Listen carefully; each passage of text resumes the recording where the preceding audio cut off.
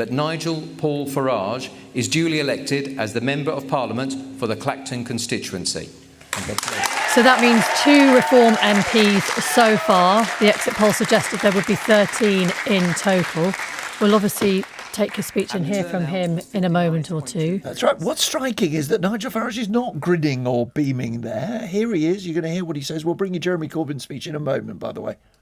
And I have to say, fellow candidates, it's been a well-run, well-fought and remarkably clean election battle. I think we'd all agree on that, and thank you for your services. I promise that I will do my absolute best as a Member of Parliament.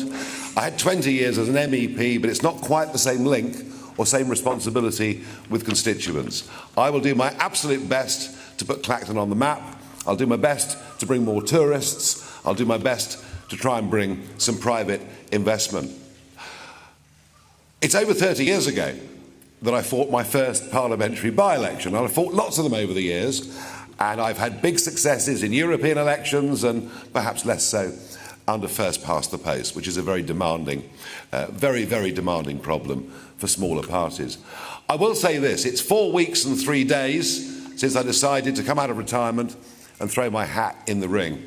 I think what Reform UK has achieved in those just few short weeks is truly extraordinary.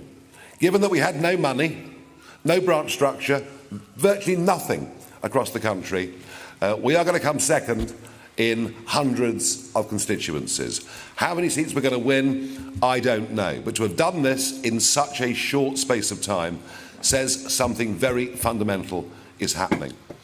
It's not just disappointment with the Conservative Party. There is a massive gap on the centre-right of British politics, and my job is to fill it. And that's exactly what I'm going to do. But it's not just what we do in Parliament as a national party that matters, it's what we do out round the country. Getting 5,000 people in that room in Birmingham last week, the energy, the optimism, the enthusiasm, the belief that Westminster is just completely out of touch with ordinary people says to me that my plan is to build a mass national movement over the course of the next few years and hopefully be big enough to challenge the general election properly in 2029. What is interesting is there's no enthusiasm for Labour, there's no enthusiasm for Starmer whatsoever. In fact, about half of the vote is simply an anti-Conservative vote. This Labour government will be in trouble very quickly. We will now be targeting Labour votes. We're coming for Labour, be in no doubt about that. I want to thank the team that have helped me do this over the last few weeks, my fellow candidates for behaving as impeccably as they have.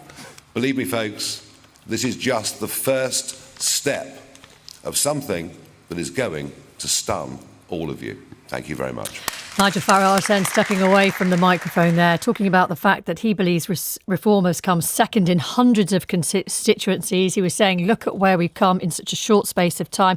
He talked about a gap in the centre-right of British politics that they are going to fill. Let's get reaction from our guests here in the studio. Lord Finkelstein, first of all. Well, it's interesting that he said he wants to be on the centre-right of politics, because my diagnosis is the correct thing for him to do is move to the left to capture these votes that he's after. The one thing that's held Nigel Farage back is that socially he may be on the populist right, but economically he's often tried to be a Thatcherite. And indeed in the election debates he started talking about privatising the NHS, a position that's come a million miles away from the votes he's winning. So I think he's got some interesting questions to decide for himself. He's a pretty effective politician, as this demonstrates, and it's a remarkable personal achievement of his.